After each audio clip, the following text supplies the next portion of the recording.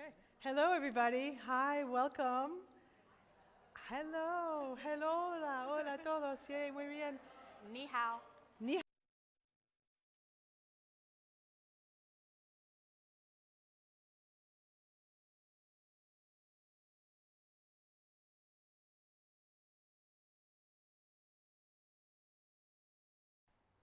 Okay. Okay. Well, that's still good. That's good. Yay. Well, first of all, I just want to thank everybody for being here. We are so excited to see you and to be at this incredibly important event. So thank you. Thank you so much. Honestly, it's not every day.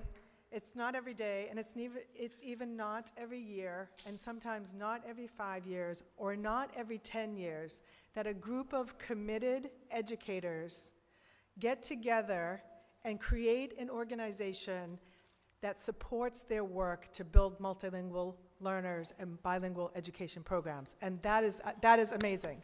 That's amazing. I'm so grateful for all of you who are doing the hard work in schools and being part of this inaugural event. So it's very, very important. And we just want to thank you and say a few words to get started, right? Okay. Would you like to say? Yes, we are extra excited to be here with you today and that you have joined us because you understand that there's so much work to be done, and we are really looking forward to boots on the ground right here in the Carolinas. So let's see from a show of hands, who's representing North Carolina? Right. All right. South Carolina? Yay. Fantastic, fantastic. And any other states who just decided to join us because, you know, you're here? Any other states? Yes, yes, yes. California. Yes, California. Okay. Fantastic. And I know we have New York transplants here. Yes, New York, New York. But yes, this is just very, very important work. There's a lot of work to be done, and it all starts with each and every one who's in this room right now. Yeah. So again, we could not be more grateful for your presence, our keynote speakers, all of our special esteemed guests, and we are going to continue. Yeah, we're going to go. Yes. Thanks so much. Okay, so welcome again. I'm going to get started and just kind of give you a little preview. We're here just for a short amount of time, but so excited with our agenda. So what we have this afternoon is kind of greeting and welcoming to you all and thanking you for being here. I'd like to say a few words here as we get started. And thank especially the Carolina TESOL organization. If anybody hears from the board, they might have packed up already, but they have graciously worked with us since February or March, really, this year, to allow us the space at the back end of their organization, their event. So thank you very much to Carolina TESOL and the Southeast Regional TESOL Group. So wonderful contribution. In particular, I'd like to thank Reve Bostwick, Jamie Cook, and Allie Turner from the board. I'd also like to thank some of our sponsors for Karabe. So, you know, starting a new organization is really interesting. It's a lot of work, it's a lot of fun, it's a lot of putting pieces together and building new relationships. But I'd like to thank especially the National Association for Bilingual Education, and we have our NABE Executive Board member, Dr. Margarita Machado Casas is here today. So thank you, Margarita. All the way from San Diego. That's a long trip to come here and support our group. It's so important. So thank you to NABE as a sponsor. I'd like to thank Participate Learning, and as you know, Participate Learning, they are located in Chapel Hill. Yes. And they have been strong supporters of dual language growth across North Carolina for sure. They provide a lot of the human resources and support for the programs and really attribute a lot of the growth, the ability to create new programs with their organization. So they've also sponsored this event today. I'd like to thank North Carolina State University, that's my university, and especially the Goodnight family for supporting our growth and work with multilingual learners. They've been very helpful as we've moved this work further into the communities and out of the universities, but on the ground, so thank you to NC State. And finally, to our friends at ASPIDA. ASPIDA is actually, I want to read this to you. The ASPIDA organization is a nonprofit organization, It's the only national Hispanic organization dedicated exclusively to developing Hispanic youth educational and leadership capacity since 1961. So thank you so much to Aspida, and my good friend Dr. Rosie Castro-Feinberg has established a new Aspida organization in North Carolina. So Rosie, wherever you are, we thank you so much for all of your hard work. Okay, so I'd like to just say a few words and then we'll have our keynote speaker come up. And the first thing is that I want to mention some of the key accomplishments that we've done so far this year with Carabe. It's a new organization, so what has happened since February? Well, quite a lot has happened. But first let me point out that North Carolina, as we know, has the 5th largest number of dual language immersion programs in the United States right now, and the largest number in the southeast region of the United States. And again, I mentioned some of that growth being attributed to people supporting human resources, but also the work of educators, all of you that are working with kids and families every day, recognizing how important the first language is to all kinds of things, to child development, to identity formation, to cognitive functioning, to academic achievement. I haven't figured out yet a negative thing for being multilingual, but maybe someone can dream something up and try to convince me. So this is the work that bilingual education does, right? And we know we're not separate from this socio-political environment in which we're living. And so as Rosie Castro-Feinberg has taught me many years ago, that every year, and she originally came from Florida, from Cuban family, but every year bilingual education has been a controversy. You know, so we're going back way, way into the 1960s with the Coral Way program. And every year has been, this is the world that we live in, as we grow programs and we know the benefits of bilingual education. So I just wanted to point that out, that Carabe really, we organized and established the organization so that we had a place to network, that we could do things like nominate a bilingual teacher of the year. And I'm really proud to say that Carabe, for the first time ever, has nominated its first bilingual teacher of the year, and it's Leah Sals. Yeah. And thanks to Kim. Do you want to say a few words about Leah so everybody knows about her? Yeah. Sure, absolutely. So Leah cannot be here today because she's traveling in Colombia. However, Leah has been in education for 23 years, and she works with newcomers. She works with students who are in our bilingual education or our dual language education program, and she has a very unique way of co-teaching with all of the students. So, you know, a lot of times when you walk into a classroom, you can tell, oh, that's a pull-out group with the ESL students. Everyone works with her, and it's a very seamless way that she's able to work with each and every student and give everyone what they need.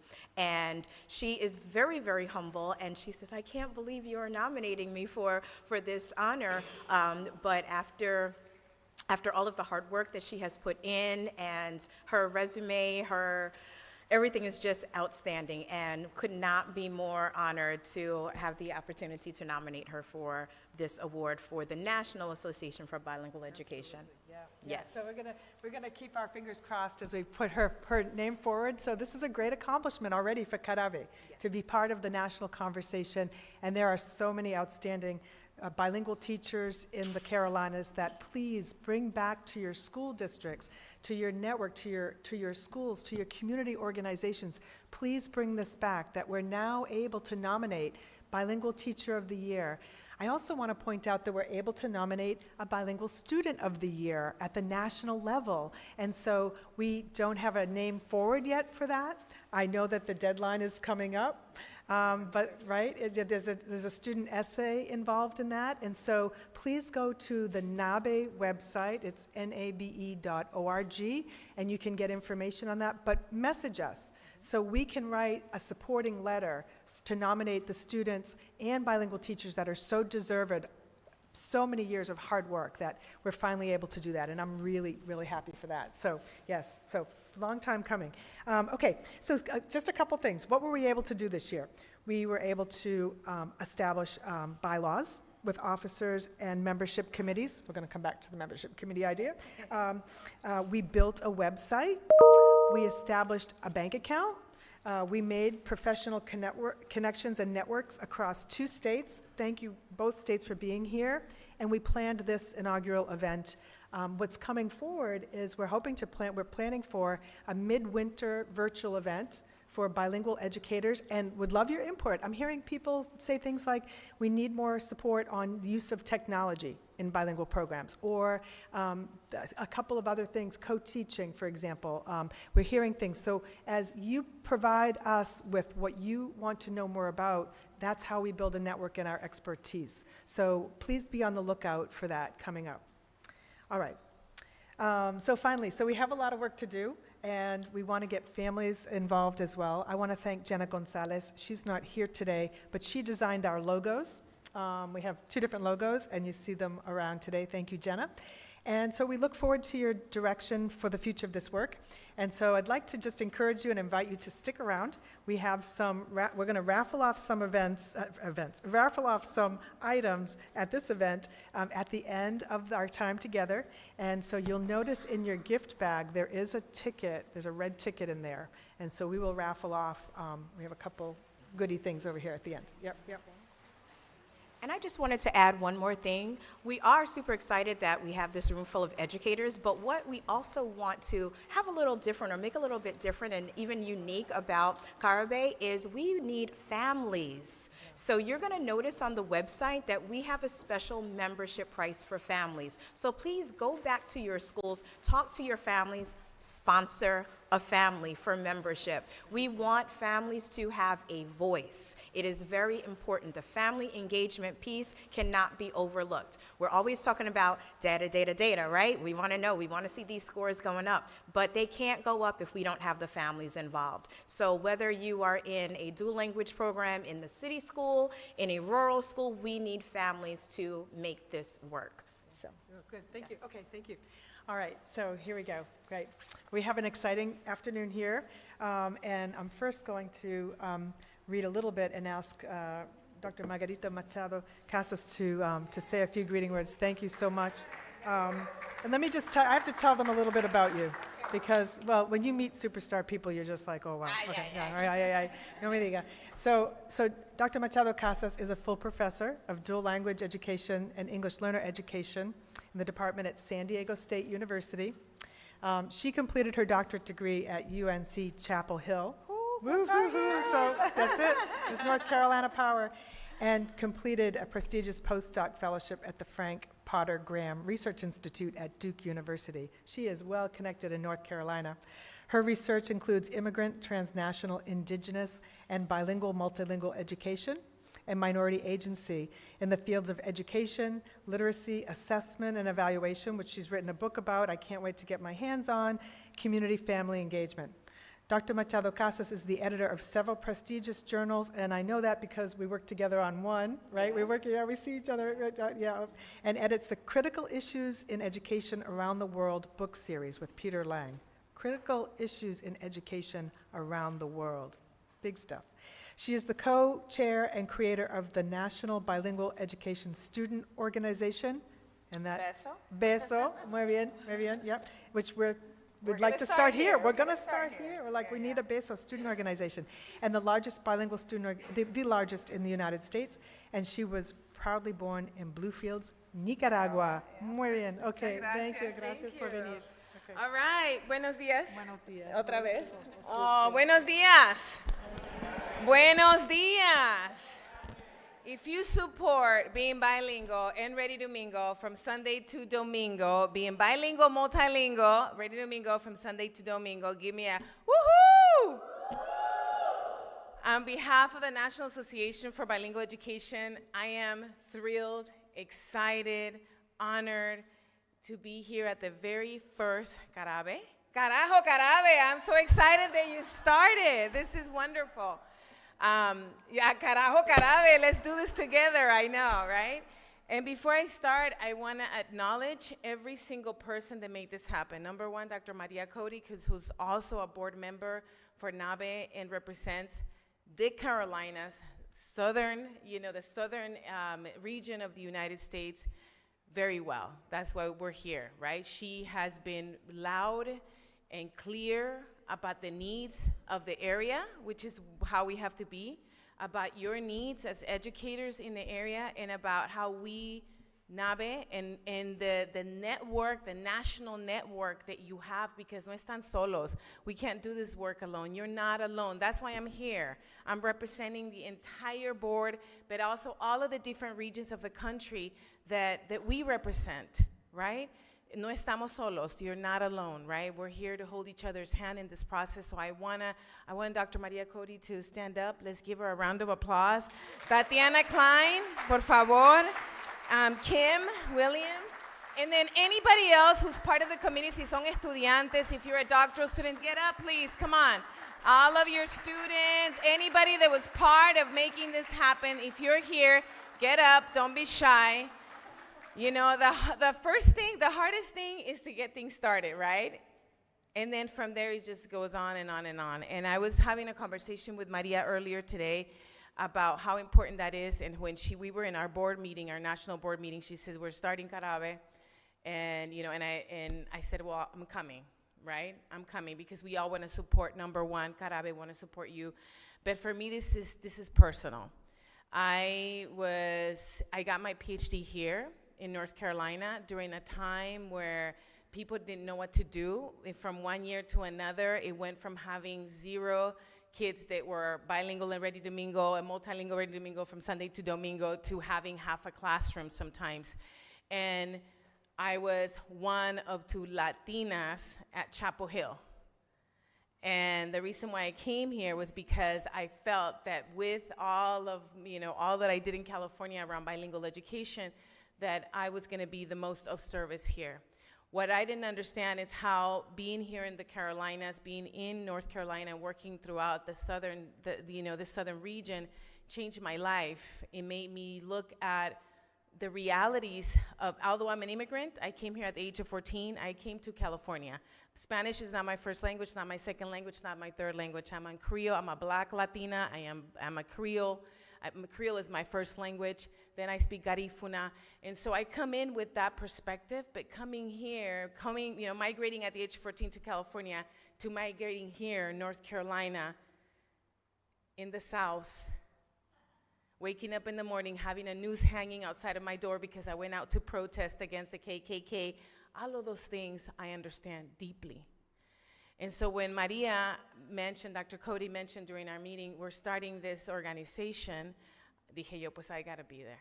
Because I know that it's hard everywhere and the struggle is real everywhere, but it's extremely difficult, as you know, and I don't have to tell you because I know I'm preaching to the choir. But know that you're not alone.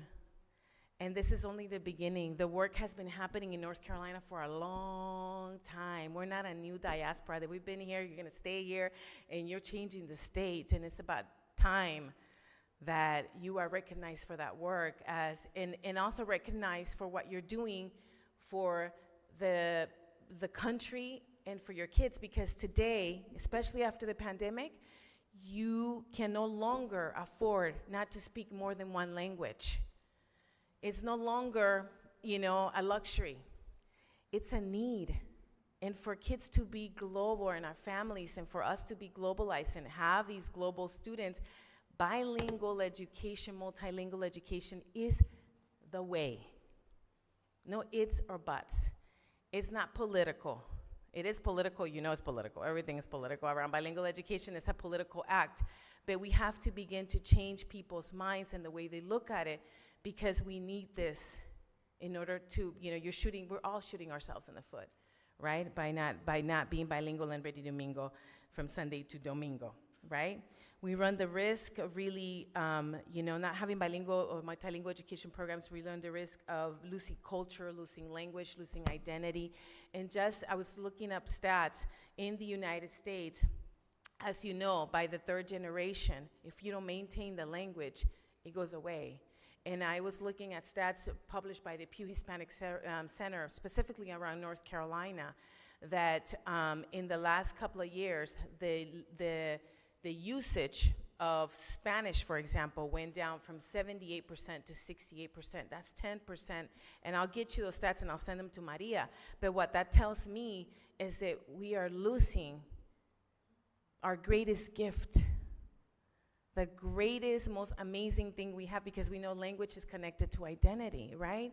And so it's so important, aside from being global competitors, aside from all of that we know financially and all the benefits and all of that, it's our cultura. It's who we are, right? And so I just want to commend you. I want to also invite you to the National Association for Bilingual Education Conference. It's going to be in Louisiana. Our wonderful president, Evelyn de Jesus, is so excited and wanted me to tell you that she is in full support of all of your work. We see you, we hear you, thanks to Maria, and we are here to support you. Also, our executive director, Nilda Aguirre, who couldn't be here, wanted to be here, sends her regards, and we just want to tell you you're not in this alone. No están solos. En felicidades. Congratulations. You guys are amazing, and I'm just excited to come back and see this grow. So, si se puede, if you can, let's do the Cesar Chavez Si Se Puede clap, because you can do it, okay? Es un movimiento, it's a movement. You're starting a movement. So, vamos. Si se puede. Claro. Más rápido. École. Si se puede. ¡Woo! ¡Woo! Felicidades. Un aplauso para todos ustedes. Congratulations.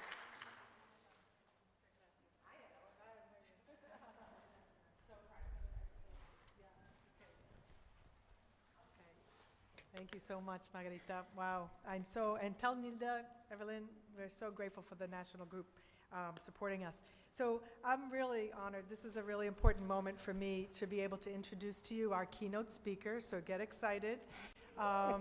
For Dr. Kleyn, I need to tell you a little bit about Dr. Kleyn, and let me just say, she's like the coolest person I know. Like, oh my gosh, Tatyana's coming, wow, I'm so excited. But not only are we colleagues, but we have gone back many years, and she's been a great supporter and friend for so long. I'm so delighted she came from New York, and I've got to tell you about her, because she does some outstanding work that I think we all need to know about, and you're going to see in just a minute. She is a professor of bilingual education and TESOL programs, and the founding faculty advisor to the Dream Team at the City College of New York. And that's where you can find a lot of her work. She has a doctorate in education in international education development from Teachers College at Columbia University. Her dissertation focused on the intersections of bilingual and multilingual education in Chinese, Haitian, Russian, and Spanish bilingual classrooms, and we know for sure she won an Outstanding Dissertation of the Year award from NABE, from the National Association for Bilingual Education, some years ago. Outstanding. We won't say how many. Muy bien. She also won early career awards. This is going back some time, and has continued her whole career to make incredible, extensive contributions to the field. She served as the president of the New York Association for Bilingual Education, NISABE, NISABE, right? NISABE, and was a Fulbright scholar in Oaxaca, Mexico. She's a PI for a CUNY initiative on immigration and education, and a New York SED-funded project that supports immigrants and educators to learn about current immigration issues, which affect us all, act in ways that center our collective humanity, and advocate for equitable policies for all people, regardless of immigration status. I'm going to just go down to some of her work that I find so interesting, and I hope you access. She has her most recent book. She has a book called Living, Learning, and Languaging Across Borders, Students Between the United States and Mexico. She has studied how students come to the United States and then return back to Mexico, and what happens in their stories and lives. It is riveting. It is fantastic work. She works with videographers and creates film of these students, and they tell their stories to her, which is why, I'm so sorry, why I love this picture in particular, because you see her in the field with students that she's working with, and it shows up in her work in her films, so she's really amazing. She has produced a series called Supporting Immigrants in Schools video series, a living undocumented video series, which is amazing, and Una Vida, Dos Países, One Life, Two Countries, Children and Youth Back in Mexico, which is so fun to watch. She's published about the education of the Garifuna in Honduras, and students labeled long-term English learners. So she has just an extensive background, and I'm delighted to have her here to be our speaker for today. So, Tatyana. Muchísimas gracias. So appreciate your Thank you so much. Thank you. Okay. Wow, Maria, I should just stop. That was just too, how can I live up to that? Thank you so much. I want to congratulate all of you. I want to congratulate Maria and Kim. There was one thing you said about your accomplishments that I was like, it's bylaws. Nobody likes bylaws. Nobody. But they're so important, and you created bylaws. Like starting from scratch, it's one thing to come, because I came into New York State Association of Bilingual Education, and I was the president. I think it was like our 35th year, and we redid the bylaws. So but starting from scratch, so I just commend you, and this is what an amazing turnout. And Dr. Machado says, wow, I don't know, like we should have just ended with the clapping, because I just felt the energy and the power, and I'm so honored to be here amongst all of you. The connection to Nabe and to Evelyn de Jesus, who's from New York, so we have a very strong Carolina, New York, California connection going on, and then that even spans out. So I'm going to just jump in, because the time is, I set my timer, so I have too much to say. But what I want to share with you today is I want to start with stories, because we all are here for a reason, and we all have a story, and I want you to know my story so you know why I'm standing before you, right? And it's not because of books or things I wrote. And then I want to share how I was part of building a dual language bilingual school through 4 pillars. And I italicize bilingual because yes, it's dual language, but it's bilingual, right? Dual language is bilingual, and that's something people talk about, dual language or bilingual. No, it's a dual language bilingual program, so it's repetitive, but it's important, and it's also a whole school, because kids shouldn't have to pick, or families shouldn't have to pick if they're in a bilingual program. It should be welcome to a bilingual school. Now, a program is a good start, so I don't want to discourage anyone, but we can keep going with that. And I want to then take you into the linguistic landscape of this school, and then how teachers have to take an advocacy stance, and you're in the Carolinas and you're in bilingual education, so I don't have to preach to the choir either.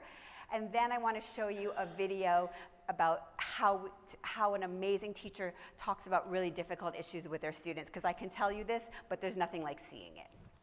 And I'm a New Yorker, and I talk fast, so you can just tell me to slow down, but I have a lot to say, and I have a lot of passion about it. So where did I start? Well, I was actually born in what was the Soviet Union and what is now Latvia, and specifically in the capital of Riga. That's me. I'm so happy to be out of New York right now and walking on the beach this morning. I'm so happy. Thank you for inviting me, not like in June or something. And that's me pulling my dad. I don't dress as stylish as that, but that was that. And then when I was 5 and a half, we came to the United States as political refugees because of the anti-Semitism in the Soviet Union. And this is me when I was in middle school, taking the oath to become a U.S. citizen, and I don't know if anyone's ever heard of Poughkeepsie, New York. It's like 90 minutes north of New York City. It's kind of random. And somehow a journalist was there from the Poughkeepsie Journal and captured this photo. The woman next to us, I don't know her, but she's from Jordan. My mom's younger than me there right now. And we got in, this became published. I never, like in a million years, would think like I'm gonna be writing about immigration and using this photograph and so many things that I do. But then I became, quote unquote, American. For me, let me tell you what that meant. It meant I went by Tanya instead of Tatyana, because Tanya sounded more, quote unquote, American.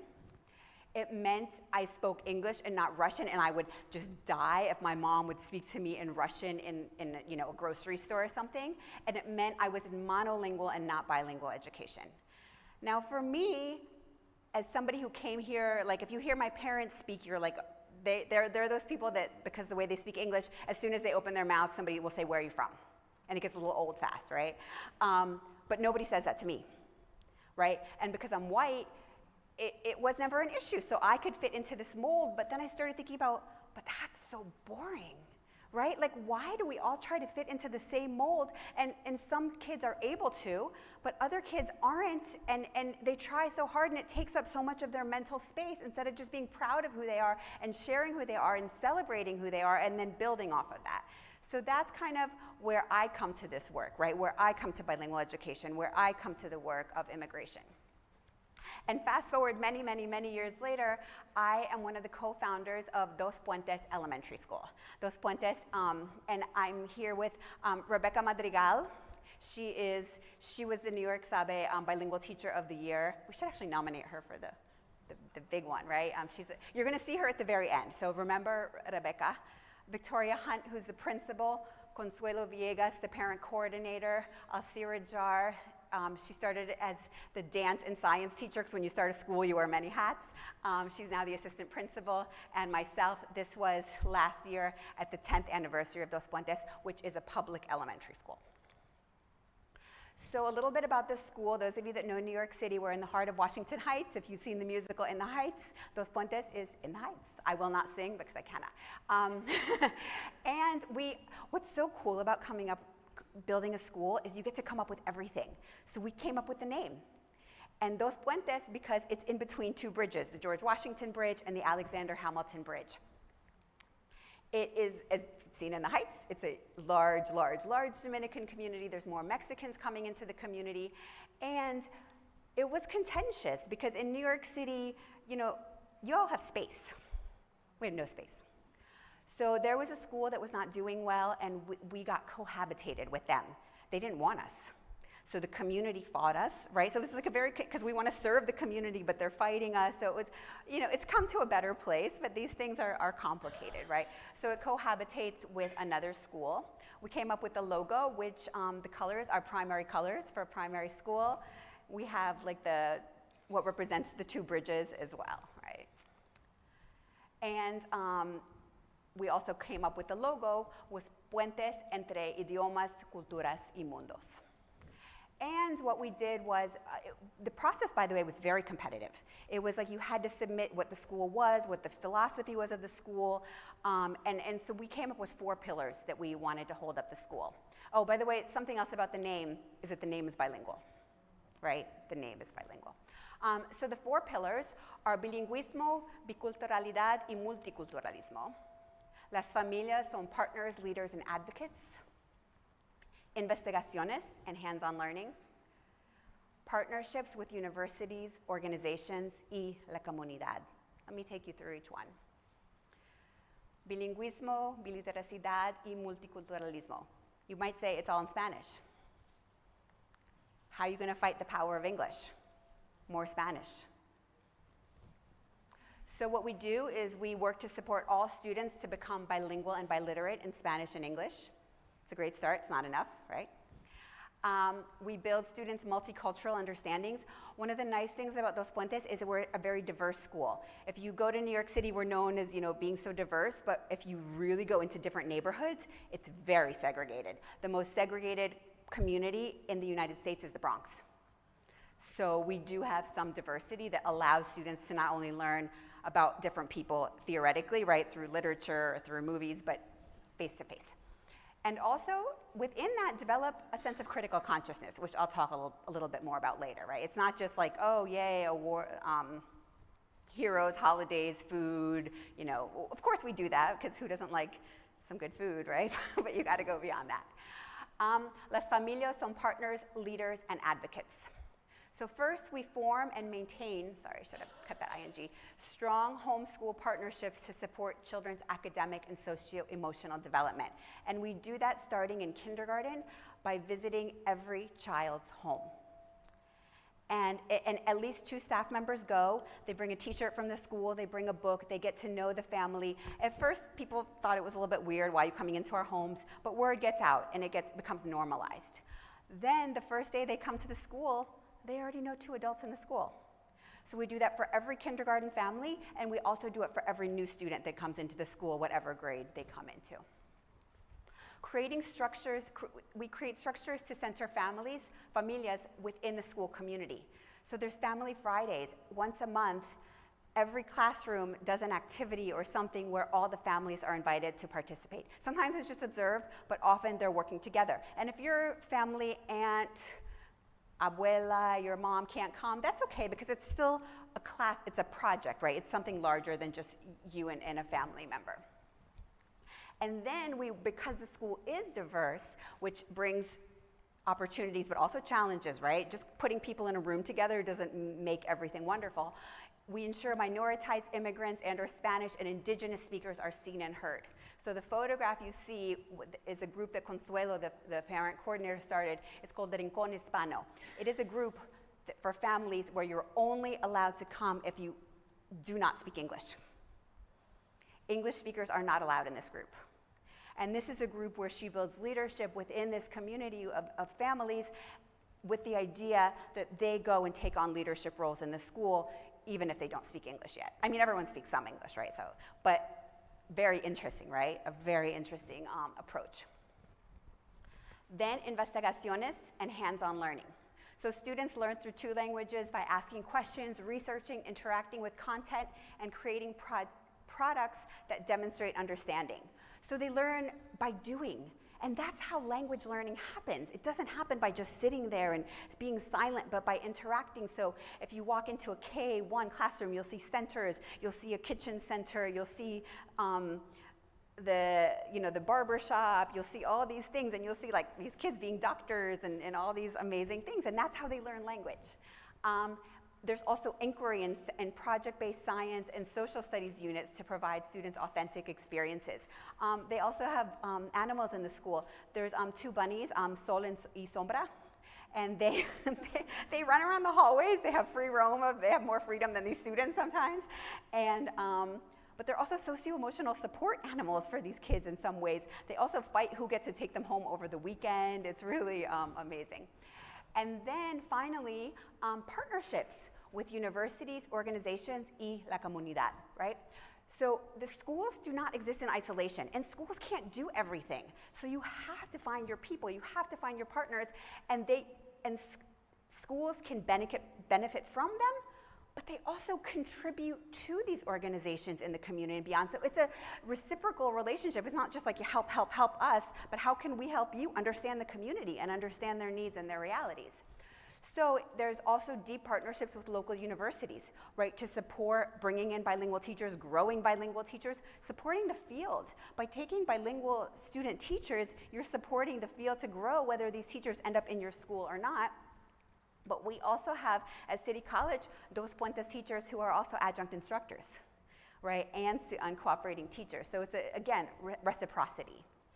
And then partnerships with arts organizations, healthy eating organizations, immigrant advocacy, gardening, and yes, even in New York City, in front of Dos Puentes is a garden that the students create, that the students and the families upkeep. So the linguistic landscape is basically everything that's around you. It's what's written on your clothes, it's the labels that you have, it's, you know, sometimes, we were in a restaurant yesterday, what was it called? Barrel and hook. Everything is fish-based.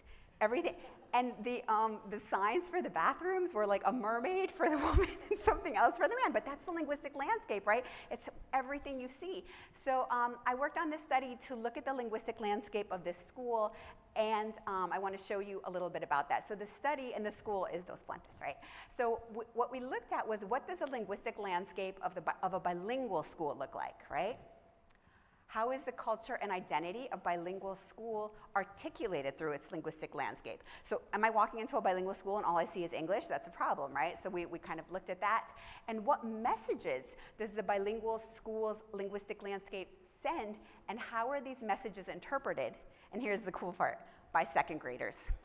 So we took pictures around the school and then we showed it to the second graders, and they told us what they made of this linguistic landscape. So we asked them questions like, ¿Qué notas o piensas al ver esa foto? ¿Qué nos dice esta fotografía de tu escuela? ¿Cuál es tu favorito y por qué? Right? So we just asked them different questions. We told them there was no right or wrong answer. Just tell us what you think. A little bit more about the school. The kindergarten is self-contained, just so you know how it's set up, and they do a 60-40 model. They do more Spanish. You can always do more Spanish. English will always rule win everything. So they do 60-40, and it's self-contained. So it's their first time in school. They stay with the same teacher and just alternate languages, English twice a week, as El Español 3 days a week. Okay, these boxes are very neat. Life is not. So I just want you to know that translanguaging happens within these spaces. And we have red and blue. People love the red and blue in bilingual programs. But there's purple, right? There's purple where translanguaging happens because it's intentionally planned, and there's purple when it happens because people, that's how bilingual people do, right? And in we have ICT, we have 3 grades on each level. The integrated co-teaching, the students stay with 2 teachers, a bilingual special ed teacher and a bilingual ed teacher. They stay with the teacher all day and switch languages. And then we have side by side with an English component teacher and a Spanish component teacher, where it's a 50-50 model on a 2-week cycle. And then in 5th grade, they start to kind of get them ready for middle school, so they're departmentalized not only by content areas as well. Just so you have a sense of how the school works. The majority of students in this chart are referred to as Hispanic or Latino, a smaller percentage of white students, and then a much, much smaller percent of Black or African American students, and almost no Asian students in the school. So that's reflective of the community in which they serve. Slightly less than half of the students are labeled as English language learners, because remember, it's a whole school, so whoever comes is in the bilingual program. We don't care what language you speak, we don't care if you have a disability, you're becoming bilingual. So about a quarter of the students are students with disabilities, and the majority have also a lower socioeconomic status. So here's a picture we showed, this was one of the bulletin boards. And Ray says que todos los niños de cualquier lugar, this is based on what does this mean to you, right? Que todos los niños de cualquier lugar pueden venir para Dos Puentes para que aprendan inglés y español, porque yo veo muchas banderas y muchas cosas de otros países. So, right, so all these countries are coming together, and what I like about this, it's not like Spanish is just from one country and English is just from another country. However, there are countries on here where students come from that are not represented. Right, so that's something else to think about, right? They're not like Spanish and English-speaking countries predominantly, but they're not here. So that's one picture we showed them. Here was another one. This was a picture of an article that ran in the New York Times. And the title is Dual Language Programs Growing in New York Schools. And they happened to come to Dos Puentes, so it wasn't about Dos Puentes. You see Rebecca Madrigal, who I told you about in the beginning, who you'll see later in a video, and the principal, Tori Hunt. So, by the way, let me back up. We did 2 focus groups, one with students that were more Spanish dominant and one with students that were more English dominant, just so they could fully express themselves and for time restraints as well. It's not really ideal, but that's just how we kind of did this. So John sees this and he says, I think this is a really good picture, because by looking at the first girl's hand, I know she's like black. Miss Moreno is their teacher. Miss Moreno's color. The other one is like Deborah's color, and they're light. And so usually it's not always, most Spanish speakers are like usually Miss Moreno's color, and those white-skinned people are English-speaking. 2nd graders. Vivi says, that doesn't matter. Like, Clara, and she speaks English. And John says, I know, I said sometimes. And we are a dual language school, and that's representing our school a little bit more. And then Vivi says, the skin color doesn't matter, and you love Clara, and you know her very well. And then Sarah says, I think this is pointless. But wow, right? Like, who speaks what language is tied to your race, and do you like it and do you not like it, right? This brings up the whole racial-linguistic, right? It's not what language you speak, but how you look and how you're perceived by a white listening subject, right? So, and these are 2nd graders. These are 2nd graders. Then, I don't see these as much. The study is a little bit dated, but they had word walls, right? A word wall in English and a word wall in Spanish. And Julia says, I wonder why they don't have the words next to each other. So like you have me, and in Spanish, me is yo. Yo is I, but fine. But she makes an excellent point, right? So if you know what one word means on this side, you don't know the equivalent. So we're not using their language as a strength, right? Like, if you know English, like, it will help you but it's like you have to guess. If you don't know, you have no context for which is which. And I was like, that is a really good point. We need to listen to kids more, don't we? Here, Ernesto says, yo creo que ellos lo ponieran juntos, porque maybe en la clase que ellos no cambiaran clases, fueran en una clase español, inglés, bilingüe, juntos. So Ernesto is in a side-by-side class, right? One day he's in the English component, the next day he's in the Spanish component, and in a bilingual school, and what Ernesto's saying is, oh, those are the kids in the bilingual class. He's not in the bilingual class. He's in a bilingual school. You see that? Because in his classes, everything is either in English or everything is either in Spanish. And he's seeing this linguistic landscape photograph, and he's like, oh, they must be in the bilingual class, which is fascinating, right? Because, so thinking about how do we separate languages and what ideas are we sending to students about what it means to be bilingual, and how does the linguistic landscape communicate that? These are family crests, and then this is Lovejoy. Says every one of them is very different, just like the families are very different. They have different patterns, and also Dos Puentes is also different because it has two languages. So I think it goes with Dos Puentes and everything else. And I think they did this on Family Friday. So remember, once a month the families come in, they worked on these family crests, and they see that, you know, we're all different here. We all bring different things. They have flags of the countries they came from. They have images of their family members and things like that, so that they can see how families are a part of the school. So some of the, anyone know who that woman is, by the way? With the, I don't know, in the middle? That's the queen, the princess of Spain. She came to New York, and they brought her to Dos Puentes. It was Leticia. It was very strange. By the way, she can't speak in public. No, she can't speak. She can speak to you one-on-one, but she's not allowed to give remarks. So she just kind of smiled, and it was so strange. And she used to be a reporter, so it's like, you know, this is a woman who has things to say, and she couldn't talk. So what we learned from this study is that the linguistic landscape can push against societal values of monolingualism to establish the school's values and culture. We also learned that the linguistic landscape of dual language bilingual schools can promote the bilingualism of the languages of instruction while simultaneously obstructing the multilingualism of the community. So we have students in this school that speak other languages at home, but you don't see it anywhere in the school because we're so focused on the of the bilingual. And the linguistic landscape can enforce segregation of named languages without including the natural translanguaging practices of multilingual students. So it tells us a lot. So go around your school, take photographs, and then meet with students or meet with your staff and say, what is this telling us about our school? I'll just tell you as an aside, once I walked into the school in New York City, and the first thing I saw was wanted posters. And I was like, what is it? Oh, these are people that are wanted. They live in their area for committing crimes against children. And I'm like, okay, but this is the first thing I'm seeing when I walk into a school?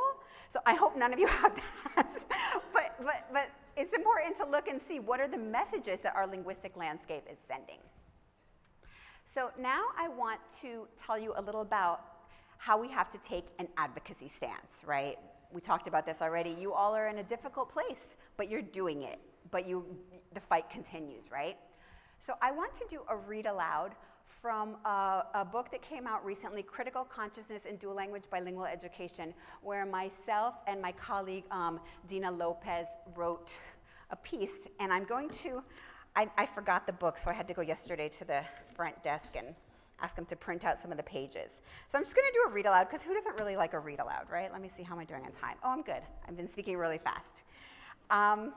So we have this chapter is called Centering Immigrant Voices and Experiences in Dual Language Bilingual School, Teachers as Critical Pedagogues and Policymakers.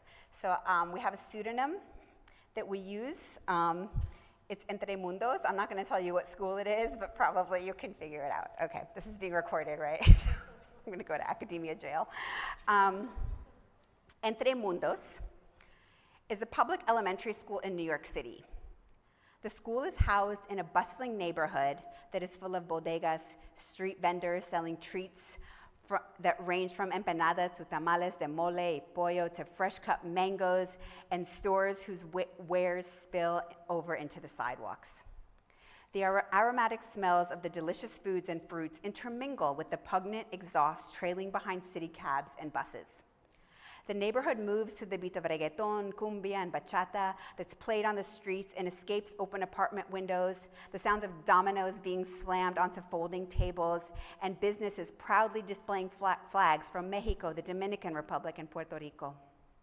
Spanish can be heard more than English, and if you listen closely, you can hear Arabic, Mixteco, and Russian mixed into this local soundscape. Spanish and English are the two most visible languages. Storefront posters promote local candidates, as well as information about elections that take place abroad for people who hold dual citizenship in countries of origin and participate in politics abroad. But things are changing, and the multilingual and multi-ethnic immigrant community of mostly brown and black people is becoming somewhat more white, with people moving into the neighborhood. People whose ways of speaking, eating, and living in the community differ from the largely Latinx population that has been there for decades. Stores have started popping up that are not reflective of the local community, since they simultaneously display local businesses who are not displace local businesses who are not able to pay the increasing rents. The same has happened with the family housing units, where longtime locals are being pushed out after their lease expires and rents are inflated out of their range. The gentrification of the elementary school is not surprisingly making its way into Entre Mundos Elementary School. Although it's predominantly made up of Latinx and Afro-Latinx students, with a small percentage of Asian and African American and black students, there is a growing number of white students who attend the school. Entre Mundos is unique compared to most New York City schools that house a bilingual program, in that the entire school is a dual language bilingual school. Within this approach is the norm for everyone to become bilingual and biliterate, with students who come from multilingual homes or with mainly Spanish-English speaking families. This environment creates opportunities for students to learn about people from different backgrounds, but also with them as well. However, it also creates a context in which social inequities can make their way into classroom lessons, which can result in some families experiencing discomfort with discussing real-world issues that impact certain students and community members more than others. So here's what happened. The curriculum at Entre Mundos is one that develops critical consciousness and is responsive to issues that are relevant to the larger community. This includes discussing different topics, even with younger students, in age-appropriate ways. Entre Mundos has created units on anti-racism and the Black Lives Matter movement, translanguaging and linguicism, and LGBTQ+ communities. The thematic units encompass the core subject areas as well as art, dance, and technology.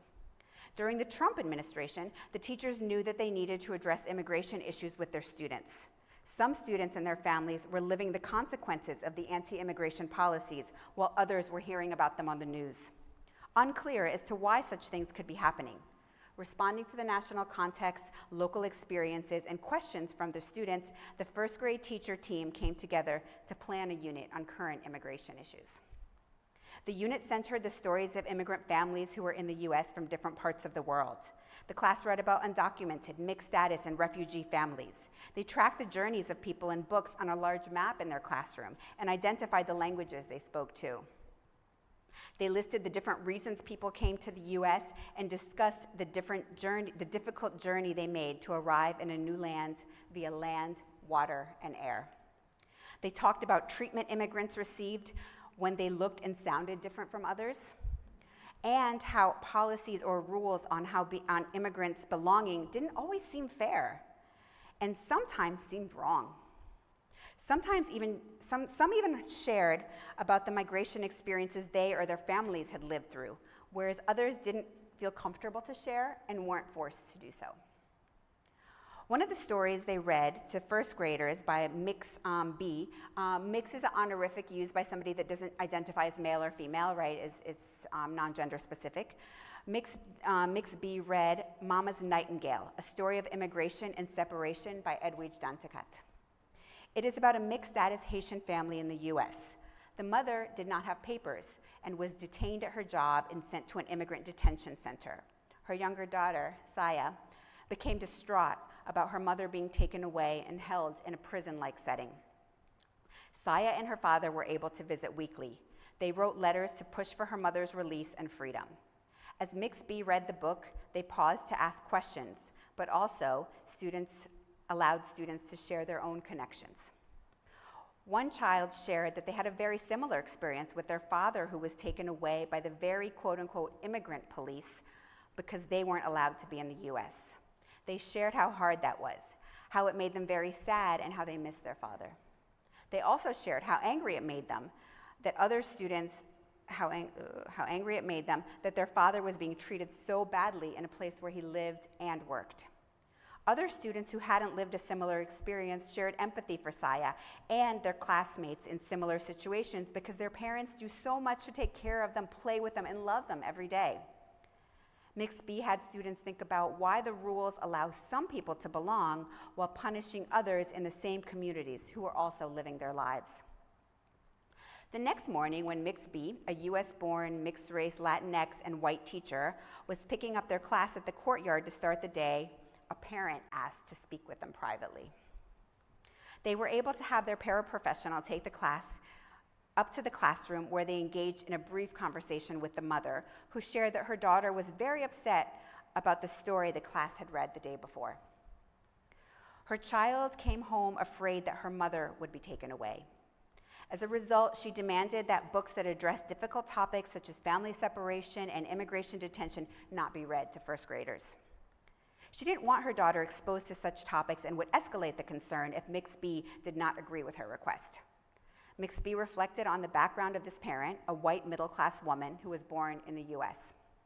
Then they contrasted this with the student in their classroom who sat right next to this woman's child and not only had to listen to the story, but had to experience this with her father. Mix B thought about the inequity of how immigration policies tear some families apart, while other families object to the telling of these experiences for fear of upsetting their children, whose privilege protects them from these realities. Mix B listened to this parent, but then explained that teaching children to be a part of a society is not about shielding them from different realities, but explaining them in ways that help young children make sense of the world. They told the mother that they would continue to teach immigration in ways that address real-life issues, which are being affected by her child's peers in the class, so that her daughter and others would be better prepared for the world that awaits them. Mix B wanted all their students to know that some people have to struggle in ways that others do not because of the differences in migration status, language, race, gender, and more. And they recommended that the parents remind her child that because they are US-born citizen who's also white, their family is not at risk of being detained. The response of Mix B was not what the parent wanted to hear, and as a result, they reached out to the principal to continue to demand that books such as Mama's Nightingale be cut from the school's curriculum. However, the principal took a firm stance that the role of the school is not to shield students from the world, but to prepare them to critically engage with privilege and inequity. The principal also called a faculty meeting to share these concerns and how gentrification was changing not only the faces in their school, but how families responded to Entre Mundo's responsive and critically conscious curriculum. A school-wide decision was made to put out a statement about their stance on bringing current issues that may be contentious or difficult in the classroom for students to address through age-appropriate and thoughtful ways. Mix B led the development of this statement, which was translated into the languages of the families and posted on the school's website and on a bulletin board at the school entryway to make the school's stance clear to all in the learning community. So that is taking an advocacy stance. And what that looks like, what that means in terms of the implications, is that we have to interrogate power. Who has power and who gets a say, right? So we have to understand how power relations manifest at the school and classroom level and beyond the classroom. It means we have to be critical listeners, engaging students, educators, and families in mutually transformative and meaningful connections based on curiosity, reciprocity, and care for one another. And finally, stuff isn't easy and it's uncomfortable, but we have to embrace discomfort, where teachers can productively engage with and embrace the discomfort that can result from interrogating power and challenging the status quo through pedagogy with the support of administration. And that's a biggie. Finally, now that you've seen how these teachers take a stance to teach about immigration, I want to bring you into one of the classrooms.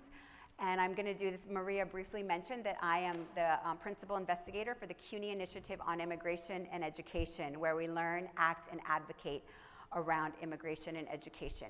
We have a series of grounding principles. I'm just going to read aloud to you and just think about which one kind of you connect with and maybe which one you want to know more about in your space.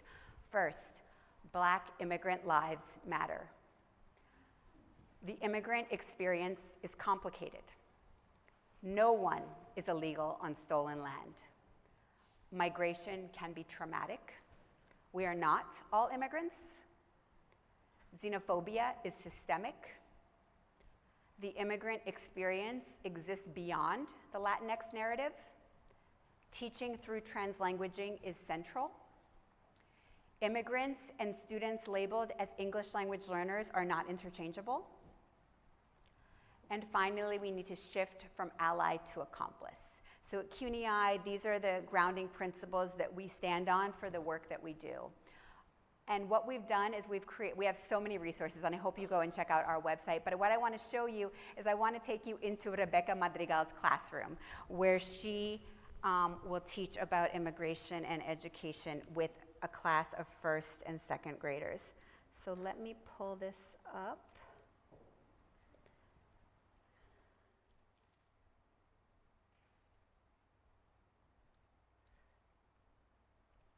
Hola a la cámara 1. A la cámara 2. A student let us know that she never felt comfortable joining.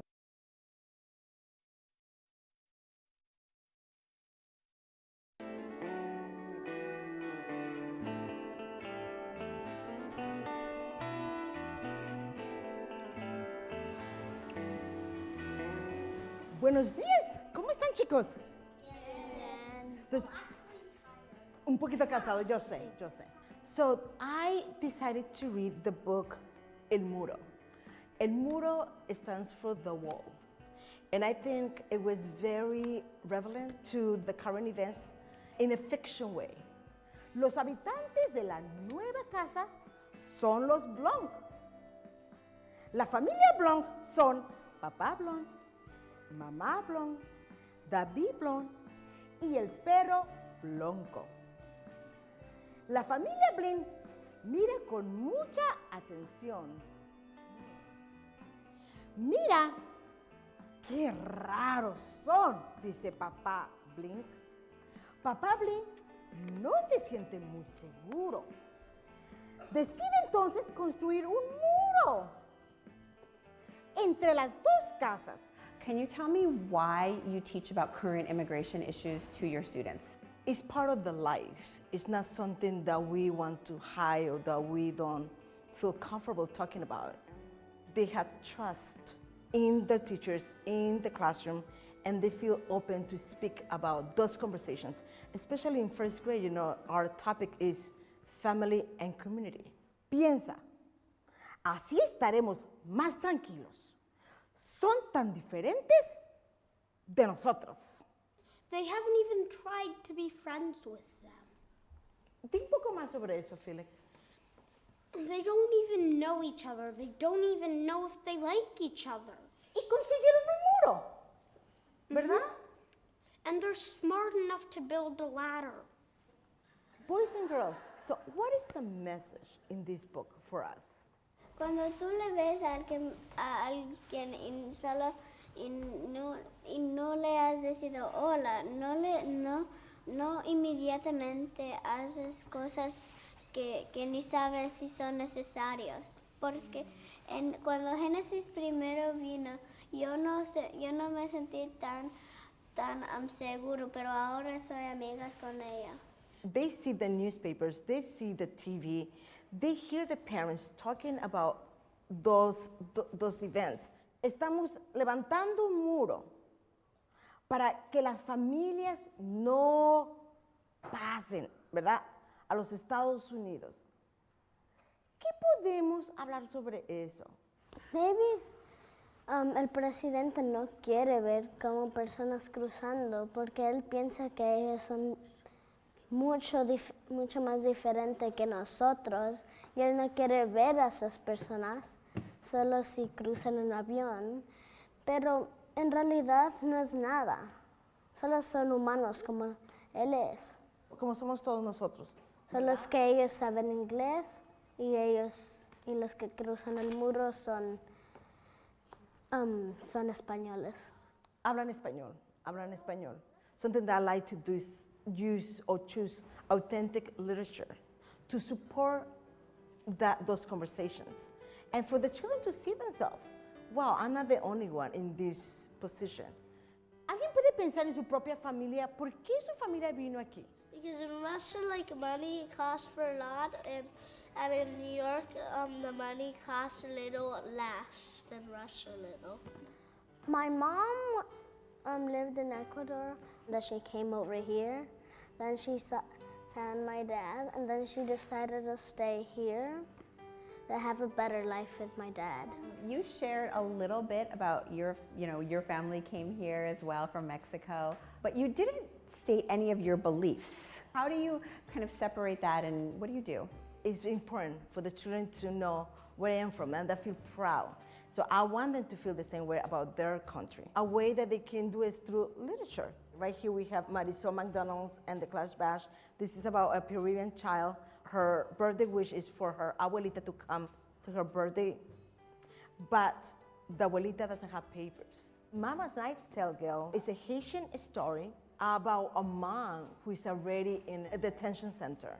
And it's about Saja, who is the girl, who's really, she's suffering that separation. And I think now what we see in current events is about the separation and the children that talk about it. How much damage can be done by a child when they're separated from the parents.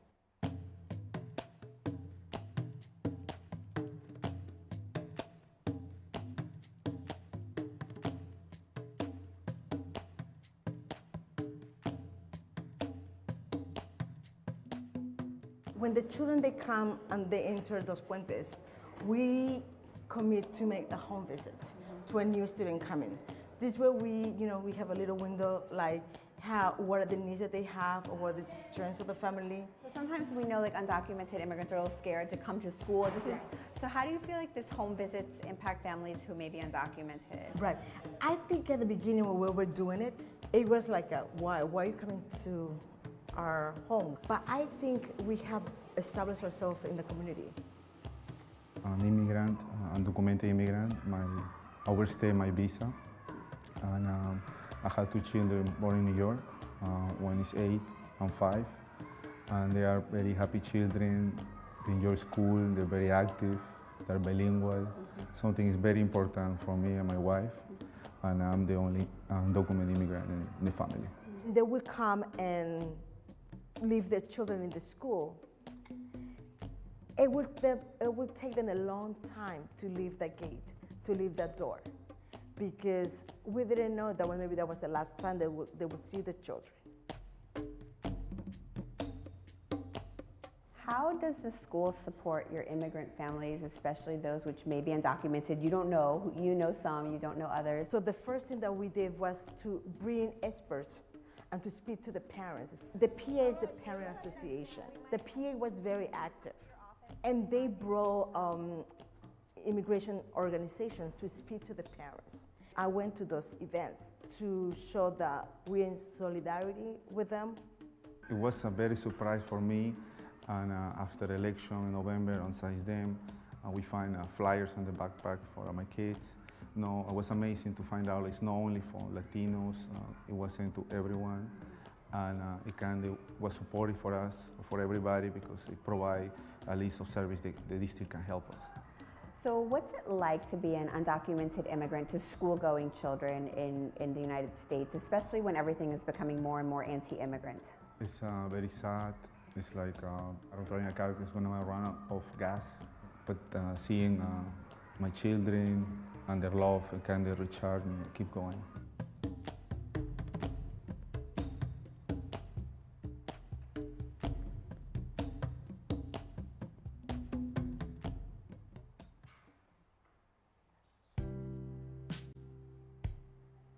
¿Por qué las familias se las están separando? Genesis. Porque Donald Trump no quiere que la gente que vive allá vengan a este país, entonces Donald Trump los castiga quitándole sus hijos. Y clase, ¿cómo creen que los niños se sienten al separarse de sus padres? Sí, Triste, di un poco más. porque si me separan, tal vez no voy a verlos otra vez, pero si no, yo puedo verlos mucho. ¿Verdad? Y separarte de tu gemelo sería, yo creo, devastador, ¿verdad? Devastador.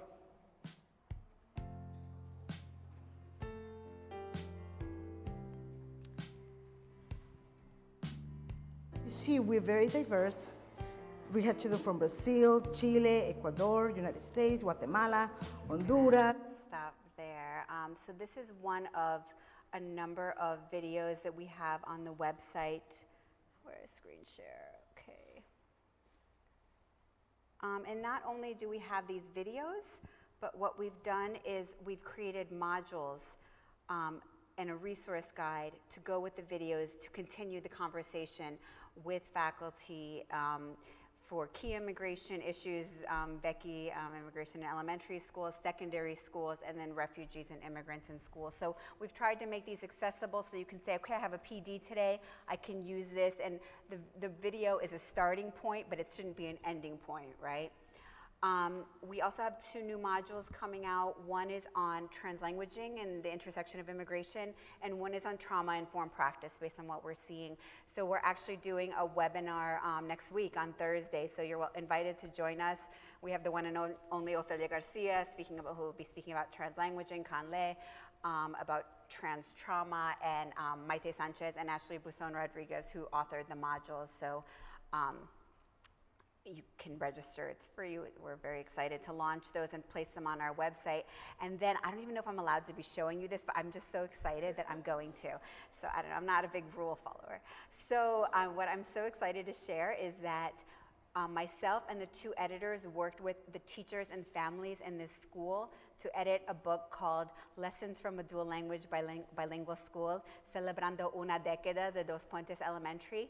And just yesterday, the artists that we're working with shared a black and white draft of the art for the school. So this is what it looks like. But we're gonna edit it and color it and all that, but we're so excited because this book is really a community and a village of 60 authors where we have 40 family and community members writing the chapters and the cases, and then researchers each doing a commentary, so we really center the teachers and the families as the experts. It's like everything I do, if I had known how much work it was, I never would have done it, but I'm glad I didn't know. So thank you for listening. Thank you for joining with me to come into Dos Puentes, and if you're ever in New York, I would love to really take you there. Muchísimas gracias. Spasiba.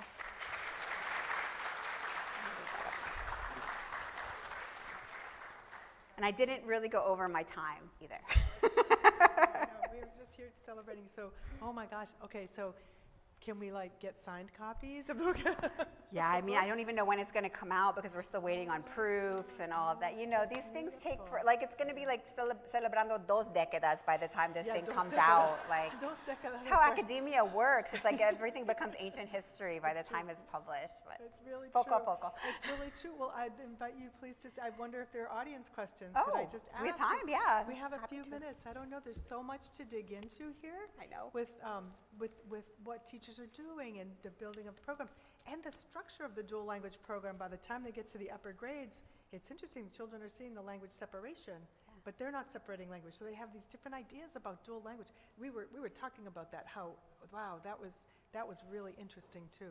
So I just want to invite if anybody has questions for Or Dr. just a Kleyn. connection. Or connection. I'd love to hear how, like, this is New York, and one thing I wanted to share is, like, I'm not sharing this, like, every school should be like Dos Puentes. Every school should not be like Dos Puentes and cannot, but, like, just sharing the grounding foundation. And so what is your grounding foundation, right? How do you take a stance? How do you advocate? What is your linguistic? So just, this is a example, not the example. I just want to put that out there.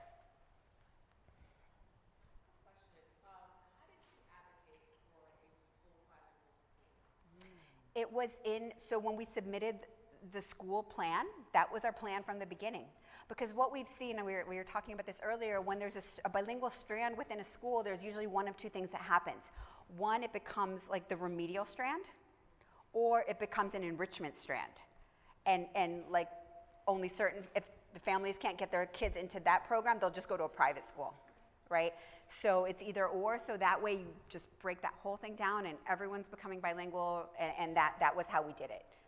And then we built it grade by grade, right? So that was really important to help build the culture of the school. So the first year we had 3 kindergarten classes, and we went up 1 grade every year. So we're fortunate in that way, right? Because that can't always do that. Can't always start a new school. Yeah. And at this point, how much have you grown? Approximately how many students? What's your staffing? Yeah, the numbers went down after COVID. So and I should say that I actually don't work at the school, right? I'm the college person. So the numbers are around in the 600s right now. Yeah, because remember, we do cohabitate with another school, and we have limited space, so we can only grow so much. So that's about, but 3 classes per grade, about 25 students per class, more or less. Yeah. I wanted to ask, do you have any stories of Puerto Rican students? Because in Puerto Rico, we don't have these immigrant situations. We Right. have other stories, which is the language and maybe financial situations. Do you have any stories on, you have Puerto Rican students? Sure. Yeah, and which is why sometimes people write immigration with the IM in parentheses, right? Because people from Puerto Rico do migrate here, but it's a different situation. Right, because of papers and everything else. So personally, I don't have a specific story to share with you, but I think that's a very important story to share, right? Because there is migration and how people go back and forth and everything else. So I hope those stories are told. Yeah. And I know we have a principal from Puerto. Do you want to say something? I have a question. Yeah. She's going to be on the panel, so hopefully she can. The teachers. Do you have teachers teaching English and Spanish, or do you have teachers for English classes and teachers for Spanish? So almost everybody in the school is bilingual. Some teachers who are in the ICT, integrated co-teaching class, they teach both. But then we have the English and Spanish component, who just, like Becky Madrigal, she teaches in Spanish only, and she has a partner teacher. During COVID, when they were learning online, they just decided to everybody teach bilingually because the students going back and forth online was just a huge mess. But so the teachers are almost all bilingual, but some teach bilingually and some primarily teach in one language or the other. Yeah. I have a question about the grounding principles. Yeah. The last one, shifting from ally to accomplice. Can you provide a little bit? That's a hard, yeah. So when you're an ally allyship is very important, right? Like you're standing up for somebody.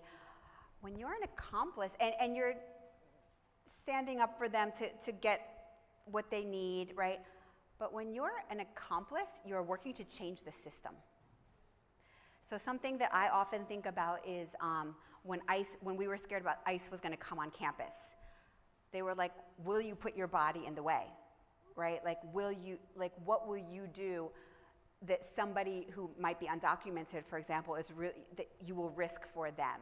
So allyship is helping people, right? It's helping people, standing up for them. But when you're an accomplice, you're working subversively sometimes to change the system. And it's not always the easy thing to do. It's often putting yourself at risk. And both are important, right? But if we just say at ally, it's like raising money or something like that, but that's not going to help change the system, right? It perpetuates a system, and it just sometimes makes people feel good because they're trying to help, but at the end of the day, the results are going to be the same over time. Yeah. Yeah. So I work in a dual language immersion setting, and one of the things, I mean, we're always fighting against English as the minority language, and so in the video I noticed that, the kids were responding, they can kind of choose which language they respond in, and so from a, we really kind of contain translanguaging to the bridge, right, because we feel, what we've seen is when we give an inch for English, right, then that Hispanic development just goes out. We are a two-way program. We have about 60% Spanish-speaking students, and so they are the majority. So how do you? My fear is that if we let the kids choose, and if we're letting them choose English over Spanish, we're not going to continue to develop that proficiency. That's like a scary. No, it's for sure attention. It's for sure attention. I think, first of all, being intentional. That sometimes this is an English space. Sometimes this is a Spanish space, because that's how the world works sometimes. But the problem is when we have that all the time, because that is not how the world works, right? And then it's also thinking about what are the objectives of this lesson. And maybe for this lesson, the objective was really to have a conversation about this, and whatever language students needed to access this and to share, that's what we wanted to do. But there's also spaces where it's like, I think of poetry. We want students to be bilingual. Like, I love poetry because there is no rules. Somehow I'm going to a lot of rules today, right? But really thinking about, and being there, like Nelson Flores talks about being language detectives, right? Thinking about how they use language, looking at the linguistic landscape and being conscious of that. So I think we need to be, it's hard, right? It's hard, but it's important, because otherwise we create these double monolingual worlds for these students that are in a bilingual school that are saying, oh, that's the bilingual class, but I'm not in the bilingual class in a bilingual school. So yeah, I think it's about a conversation. It's about being intentional about what are the objectives, and can you meet those in one language and another, and then multiple languages, right? Like, let's look at what other languages do we have, and let's put them on the board. And something that I love that I saw a teacher do, this is in Queens, New York, but he did the objective in all the languages of the students in the classroom. He put them on the board, and it was Google Translate, and Google Translate's not perfect, right? So what he had the students do is come up and show the other students, like, this is how you say it, or this is wrong, I'm gonna fix this. So making students aware of one language, and that, I noticed in this lesson, we started in Spanish and we switched to English. Why do you think we ended up only in English? So making them aware that English has a lot of power, and we're in a bilingual school. Maybe we should be a little bit more aware of that. So not just the teacher's awareness of it, but the students as well. Good luck.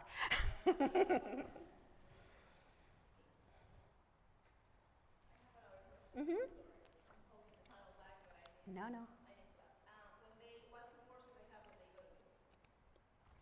Yeah, New York City is another monster. So, yeah. Oh, what supports do these students have when they go to middle school? I'm going to put this back up in case anyone didn't catch this. So in New York City, you have to apply for middle school and apply for high school just like you apply to college. It is out of control. So what happens is, of course, the parents that are English speakers, that have privilege, that are college educated, understand, they include test scores, like everything. So, and we have very few middle schools that have bilingual programs. And we have even fewer high schools that have bilingual programs. So it's a real gap, and we're working on it, but what we're doing at least is giving students a real foundation, right? And I think if we come back to these students, like in 10 years or 15 years, we're gonna see that they have somehow continued to use their bilingualism and biliteracy and multilingualism in ways that have impacted their lives. But yeah, it's a gap, it's a problem. We actually wanted this to be a K-8 school, but they wouldn't, actually a pre-K-8 school, but because of space and all these other things, it ended up being a K-5 school. Yeah. But I think a pre-K to 8 school would be amazing, or pre-K to 12, right? Why not? Why not go big?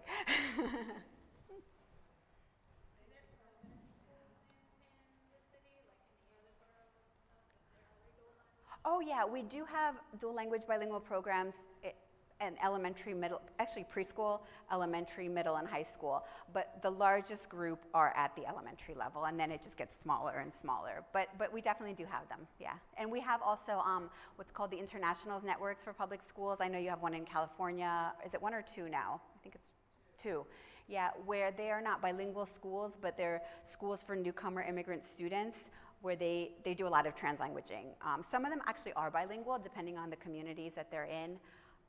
But yeah, so we have them, but it's still, I feel like this field started with the elementary focus, like with the idea that these kids are coming in elementary and kindergarten. But no, we know that these kids are coming in middle school, we know that these kids are coming in high school, and the secondary world still has a lot to figure out.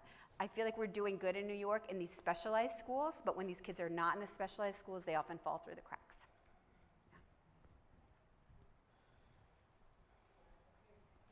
Thank you. Okay, thank you, Bravo. Super. Thank you so No, much. my I've learned pleasure. so much. I'm Turn excited. on the microphone. The Or microphone, say yeah, something I shouldn't. Unplug you, unwire you. Thank you so much. Okay, so for our next event, as you know, we have 3 panelists coming up, and they are our local community experts in North Carolina.